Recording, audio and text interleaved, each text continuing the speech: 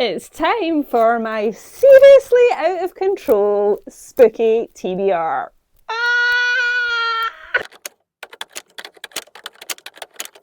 I actually don't know where I'm going to put them. Oh no. Carnage. Oh no. Help. Now, I'm seriously just going to read them in whatever order I can try not drop them in. Bloomin' heck, friends. So, spooky season is upon us, and my reading expectations and plans are high. It's probably one of the few times of year that I really plan what I'm going to be reading, or try and plan. Whether I stick to it is a whole other matter. And this year, I've got way too many books that is even achievable. But for me, spooky season starts in September. Pretty much the core for me is October, November. I don't restrict it to October. I will eke that out right until the festive holiday seasons begin. So let's get stuck in.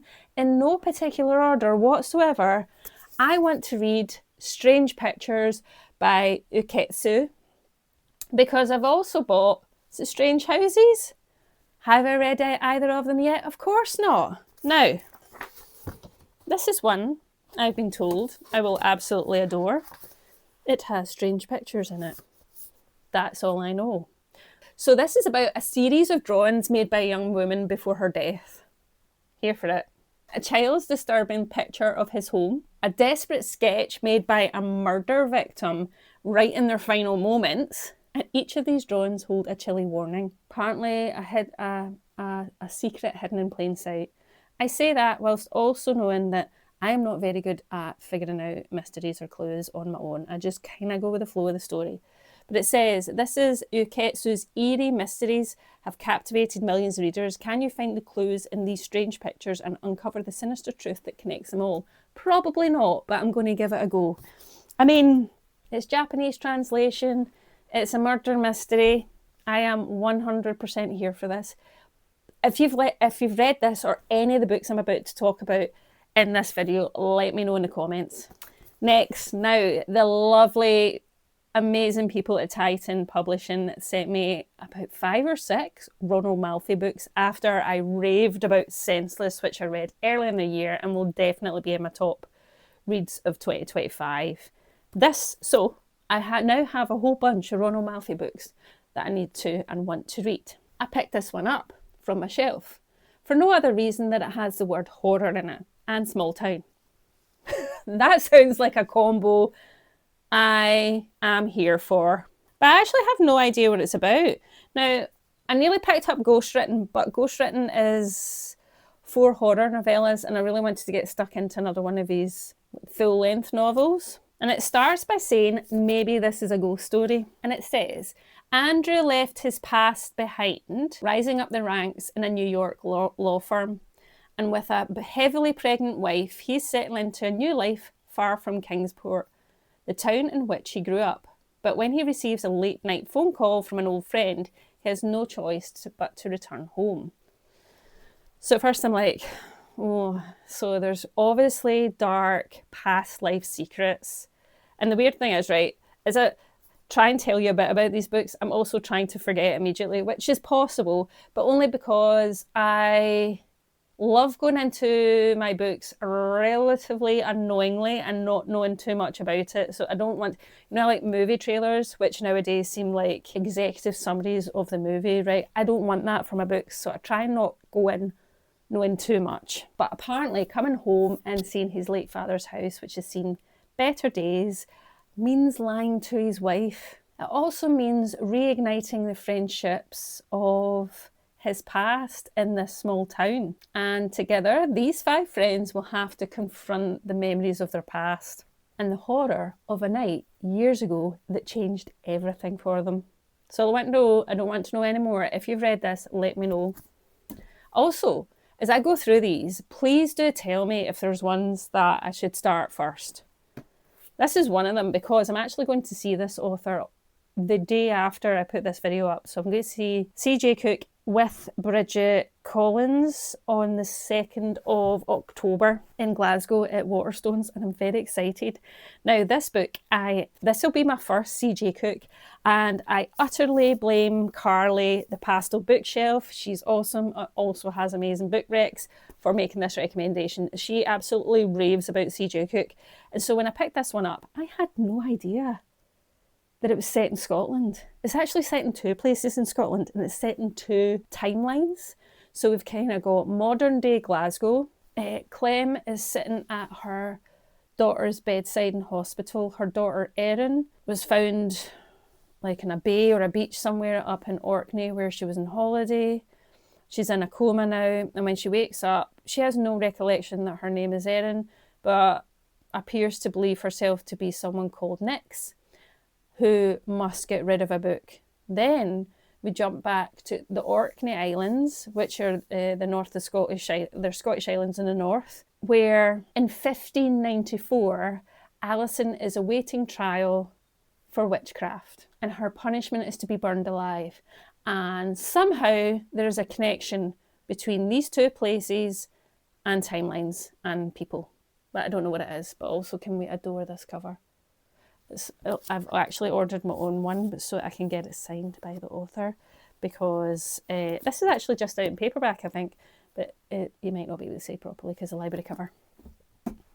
Then, from terrifying, historic, gothic, witchy history to cozy, Secret Society of the Regular Witches by Sangu Mandanna. Now, this has been on my list for ages. I've got this one at the library. I think if I really like it, I want to get my own copy.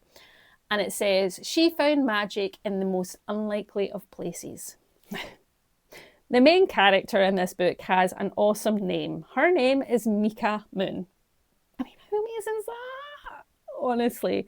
Immediately, I want to be her best friend, purely based on her name. She lives by 3 rules. Hide your magic, keep your head down, stay away from other witches. And Mika's quite good at being alone. She doesn't mind it, mostly.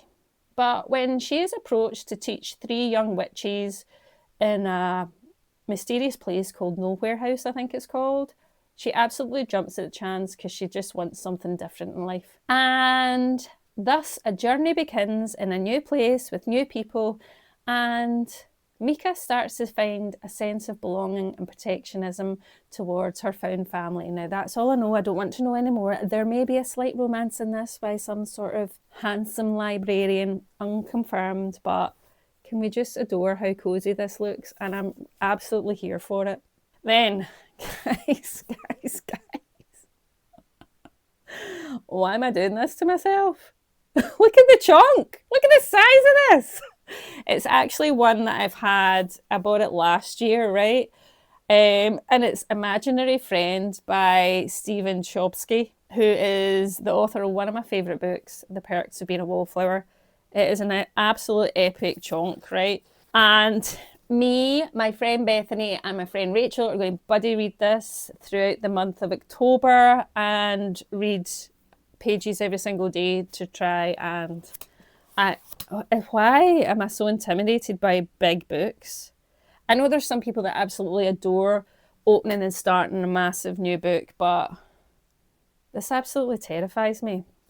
Now, I actually don't know too much about this other than it's called Imaginary Friend. It looks super spooky and is by one of my the authors of one of my favourite books of all time. And it says, Christopher Rees, not Reeves, Rees, Christopher Rees, has been through a lot by the age of 7. He will go through much more before he turns 8. So that's a little bit of the blurb at the back. So apparently, all his mother Kate ever wants to do is protect Christopher.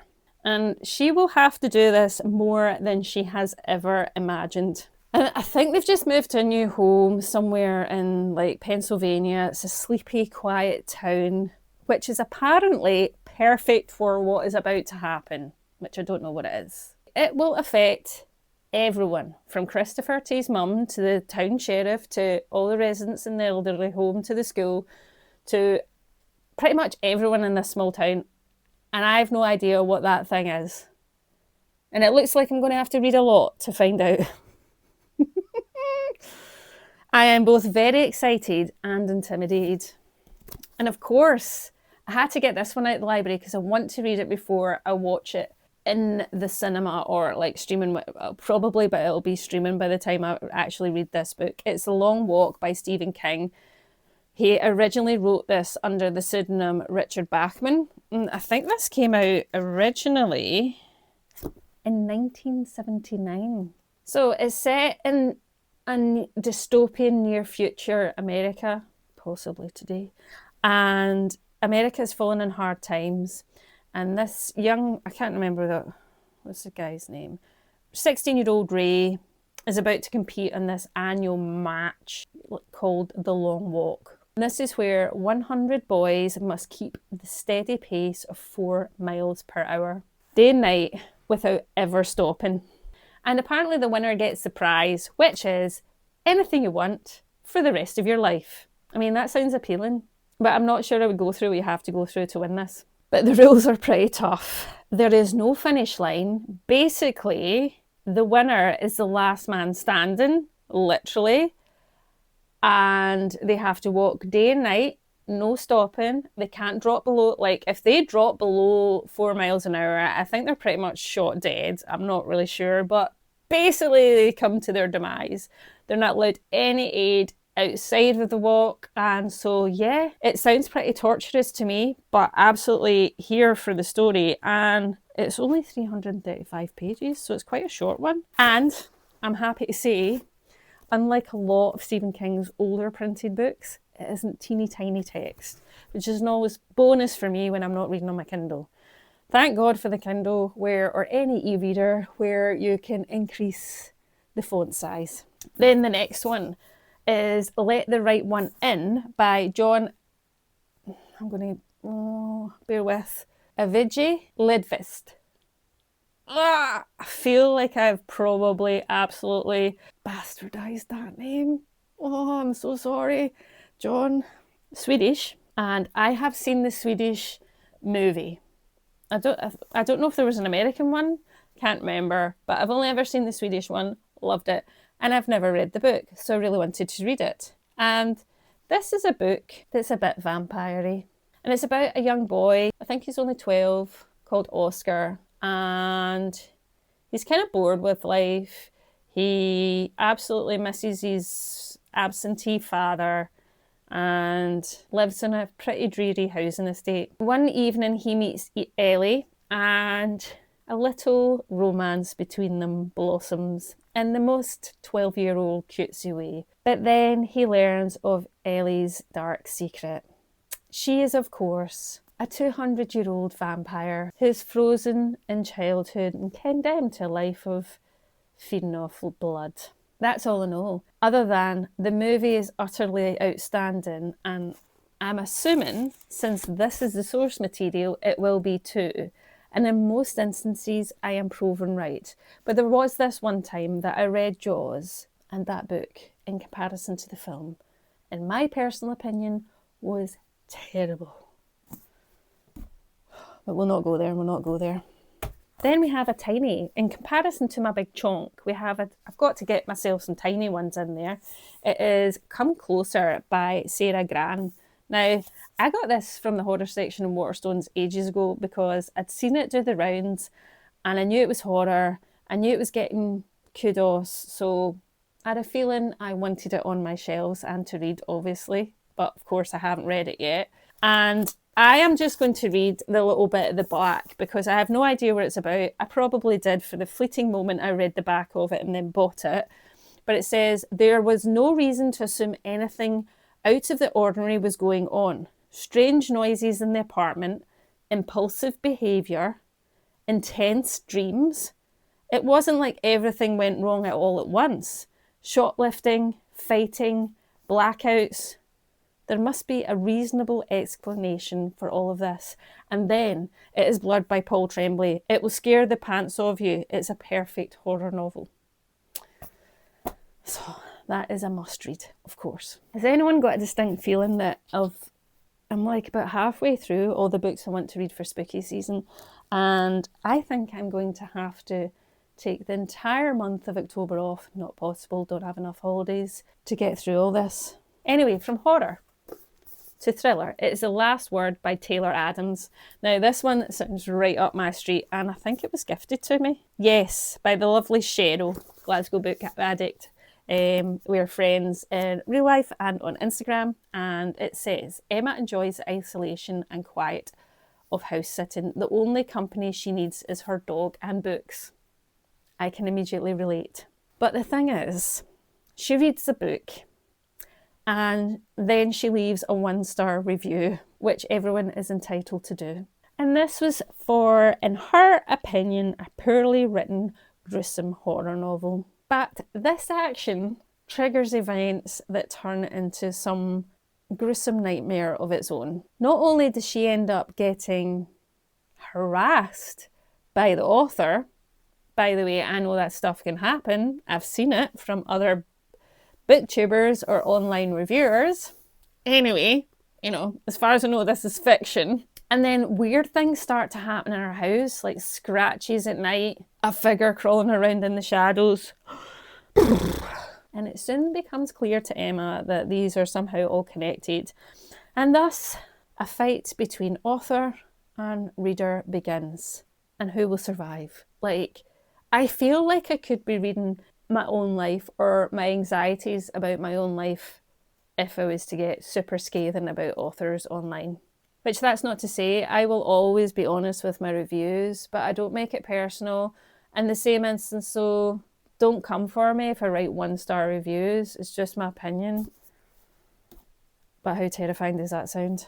Then one that I've had on the list forever. Now, I don't think I've maybe once read a Joe Nesbo.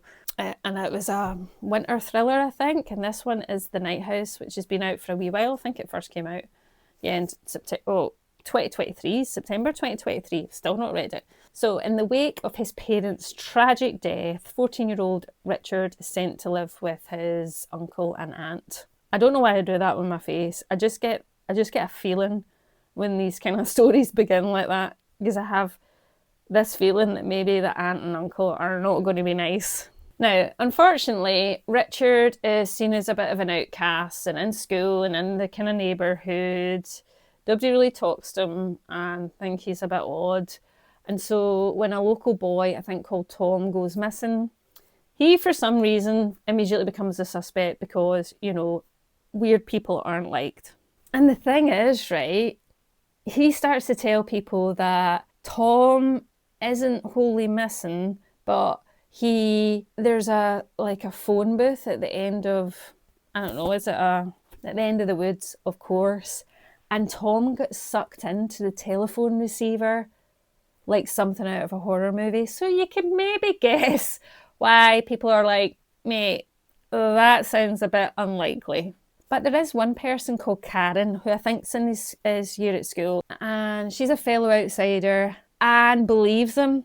And so she encourages Richard to follow all the clues that the police are just not even investigating. So he traces the phone number from the phone booth at the end of the woods to a kind of abandoned house in the woods.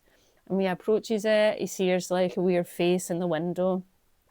Terrifying stuff. And that's when the voices start. And next thing, another school kid goes missing. And so Richard feels that he needs to immediately try and prove his innocence before whatever's going down in this small town causes epic damage. So that's all I know. I mean, I think it's a little bit different for Joe's Nesbo because I think it's obviously virgin horror than thriller, but unconfirmed because, again, I'm not a massive Joe Nesbo reader, not for any reason, just haven't got around to reading them yet. Then, can we just say how much this book sounds and looks like it's absolutely spooky season perfection? It is Slewfoot, A Tale of Bewitchery by Brom. And oh, it's because I've got hand cream. See these covers? That they've got like a matte cover, and now I've just made it like horrible prints now. And it says, I mean, the stock. Oh.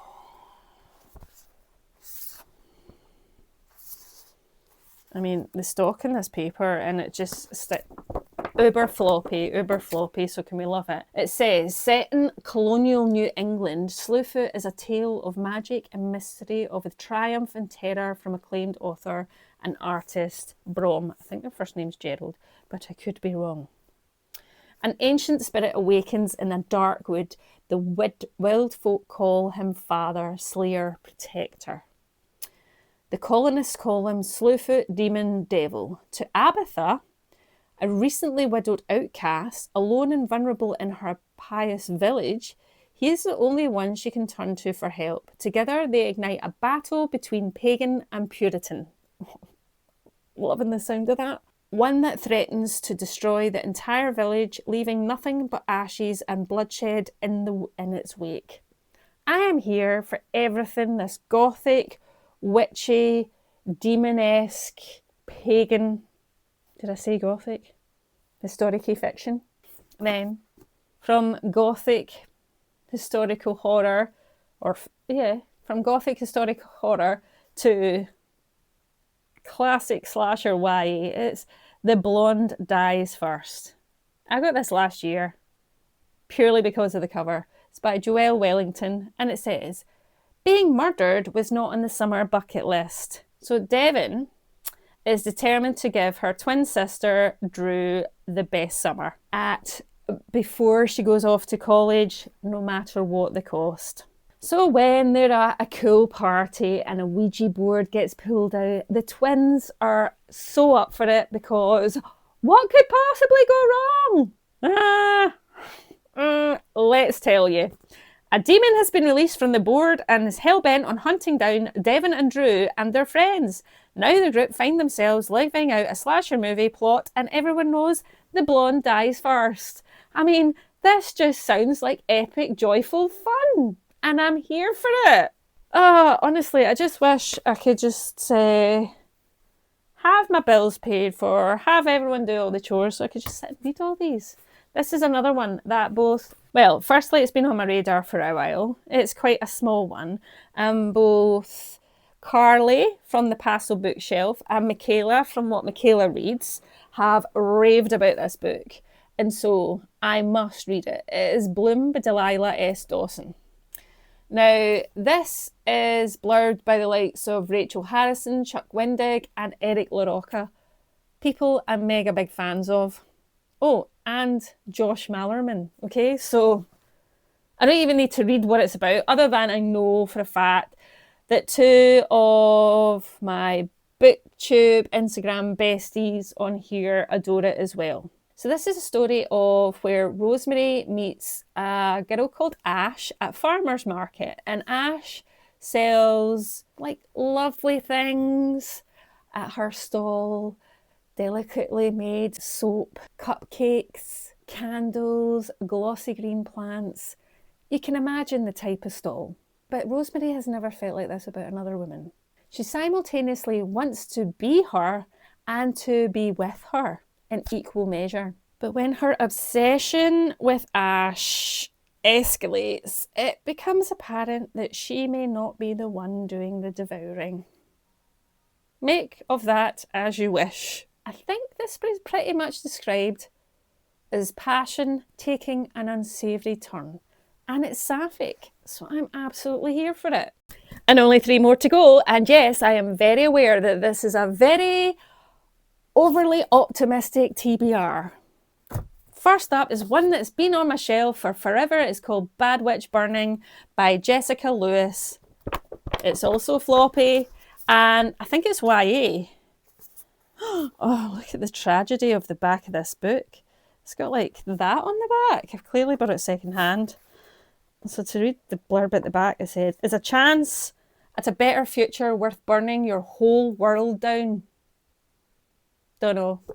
Now, we have a main character called Catrell, and apparently she can talk to the dead, but it doesn't make her a lot of money. But she's been able to support her unemployed mother and deadbeat, I think it's her deadbeat boyfriend of the week, so far, but it just isn't enough to look after her and her family. And to complicate matters, she has kind of drawn attention to herself, not from this world itself, but from beyond, and she's kind of being told to stop or there'll be consequences. But she's willing to call their bluff, and when she realises that she somehow manages to rise someone, or like raise someone from the dead, she realises that this might be slightly more lucrative than talking to the dead. But magic isn't free, and dark forces are coming to collect, and that is all I know in this quirky sounding YA. So if you've, I don't know when it first came out. Oh, and it's got short chapters. It gets lots of amazing blurb. And this first came out in 2021. I've probably had it on my shelf since 2023. But then I have 2 new books from this year, and it is the latest from Rachel Harrison and the latest from Chuck Tingle. Rachel Harrison, I adore, even though I've only read Cackle. But I know I adore her, and I love Cackle. This one is Play Nice, and it says, home is where the horror is. So we follow Chloe, who leads a picture perfect life, apparently as an influencer. But as we know, when we have main characters like this, there's always someone harbouring a non-glamorous secret. And that is, she grew up in a haunted house. Well, not haunted, it was possessed, which sounds just as bad to me. But Chloe's mum, so there was like a messy divorce. Chloe's mum took them to a new house, moved to a new house where there was apparently a demon. Chloe's mum was like, this is absolutely what's happening in the house. The courts were like, nah, I think you're probably crazy. Chloe was taken away from her mum, but Chloe's mum wrote a book about it because this was Chloe's mum's truth. But then Chloe's mum dies and the house is passed to Chloe and her sisters. So Chloe's sisters see, you know, a lot of trauma coming up, whereas Chloe's like, here's some opportunity for house flipping content. But as you can imagine, as the house flipping commences, Chloe starts to go, oh no, maybe my mum was right and this house is actually possessed. That's all we know, but I suspect from the cover, from the title, and Rachel Harrison's writing, this is likely the case. I mean, how much fun does this sound? I love something that's got like influencers and how that is just whatever you see in camera is not the perfect life. Like, I'm tired, man. Except I don't even bother. I don't even bother with the makeup. You got blush. You got a bit of blush, so that was it. Then, Chuck Tingle's new one. Now, I've read Chuck Tingle's Camp Damascus, amazing. And then Bury Your Gaze, also amazing. And this is next one called Lucky Night. Now, all I know is that this is obviously to do with like gambling or whatever. It's set in Vegas, and what happens in Vegas doesn't stay in Vegas according to the back blurb. So, and I'm just going to read the back of this because I'm not really sure what this one's about. Other than it's by Chuck Tingle. I love the cover and I'll read anything he writes. Apart from these crazy alien erotica books, they're not my bag, but then I don't do smut anyway, so, but if they are, he does that genre too. It says, 4 years ago, an unthinkable disaster occurred. The low probability event. 8 million killed in a single day, each of them in improbable, bizarre ways. Strangled by parade balloon ropes, torn apart... Oh, should have put my glasses on? I've got my contacts in. Torn apart by exploding manhole covers, attacked by a chimpanzee wielding a typewriter. I mean, if I was going to go, that's a way to go, isn't it? A day that proved anything is possible no matter the odds. Vera, a former statistics and probability professor, lost everything that day, and she still struggles to make sense of the unbelievable catastrophe. To her, God is dead and nothing matters anymore. When Special Agent Lane shows up on Vera's doorstep investigating a suspiciously and statistically impossible, this is why I had to read this blurb, because I could never remember all these words off the top of my head and say them. Lucky Casino. Sorry, I just lost my track there because I just started like my internal monologue halfway through. It says, when Special Agent Lane shows up on Vera's doorstep investigating a suspiciously and statistically impossible Lucky Casino, he needs her help to prove the casino's role in the LPE, which I think is the low probability event, and offers Vera one last chance to make sense of an unlikely world. Now, what I'm going to say is, I'm not wholly sure what this book is going to be about, other than there's weird ways in which people die. It shouldn't have happened, and something's behind it all. That would have been my blurb had I not read it off the back, and you would have had no idea whether you wanted to read it or not, because I would have missed out the bit about a chimpanzee wielding a typewriter as a means of death. So that there, friends. Let's see if I can pick them all up. Let's see. That there, friends, are all the books that I optimistically think I'm going to be able to read this spooky season. I'd like you to take guesses in the comments if this is wholly unachievable or not. But you know what? You can't knock me for trying, you know? So I'd love you to tell me in the comments, have you read any of these? Which ones should I prioritise? What are you reading this spooky season? And let's keep chatting all spooky books in the comments for the foreseeable until I see you in another bookish video very, very soon. Thanks for watching, for liking, and if you don't already, please do subscribe. Cheerio!